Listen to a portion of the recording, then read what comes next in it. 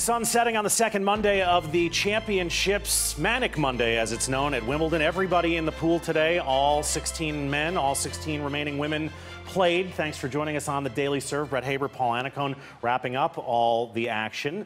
It's been a tournament of upsets, but here we are heading into the second Tuesday. Roger's still alive, Rafa's still alive, Serena's still alive, Novak's still alive.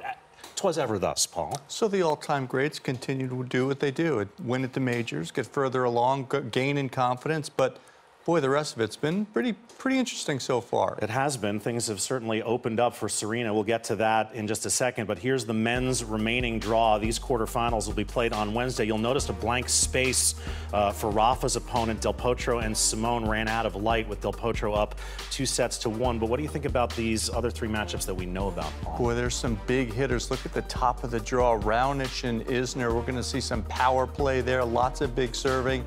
And Federer's going to play the dangerous Kevin Anderson. Let's not forget, he got to the finals of the U.S. Open last year, so that's going to be a tricky one. So it's going to be really interesting to see how those guys handle the situation, particularly with Roger playing so well. I think everyone left looks at Roger, looks at Rafa, and they go, okay, those two guys are great, and they're all confident, and then oh, that's right, Novak Djokovic. Yeah, he's playing pretty well, too. Roger over Mannarino today, the crafty French lefty. There was a possibility there with Mannarino's grass skills, the variety in his game, that he could have upset Roger, but nothing seems to upset Roger right now. No, it was really interesting. Roger was incredible the first set, played great tennis, really aggressive, took it to Mannarino. But give Mannarino credit. He hung in there, played a really nice second and third set. But at those big moments, Federer came up with the right shots and got through in straight sets. All right, so we look forward to the men's quarterfinals on Wednesday.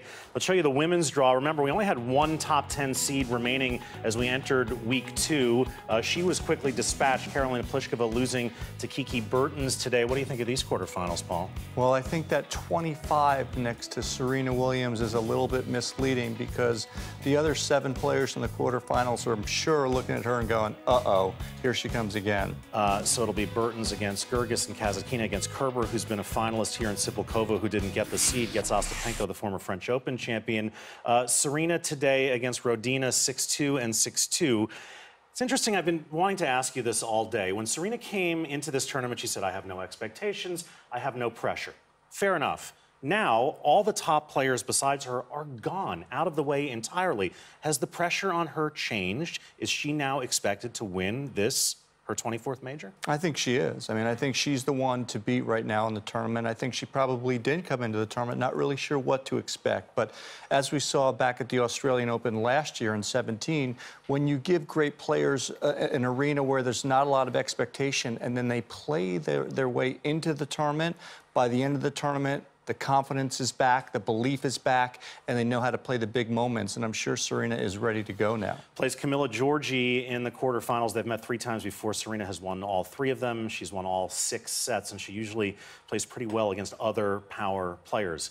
Quick social media check on the social net for this Monday.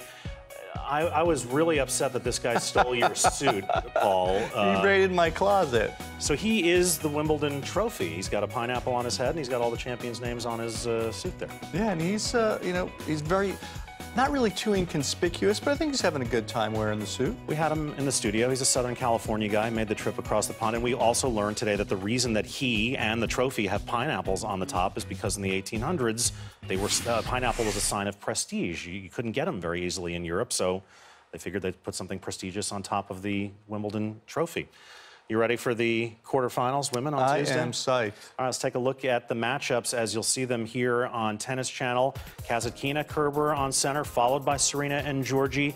Sipilkova and Ostapenko, followed by Bertens and Gerges on court 1. Any thoughts on any of these to take away and sleep on? Well, a couple interesting ones. Sipilkova now comes into this tournament with a little bit of a chip on her shoulder. She got that seeding taken away from her because Serena was put in there. And how about Jelena Ostapenko? What we saw her do at Roland Garros last year was really impressive. So I am very interested to see how that firepower lines up. Ostapenko back in the quarters here for the 2nd year in a row. All these matches coming your way on Tennis Channel, 4 p.m. Eastern on Tuesday, day 8 of Wimbledon.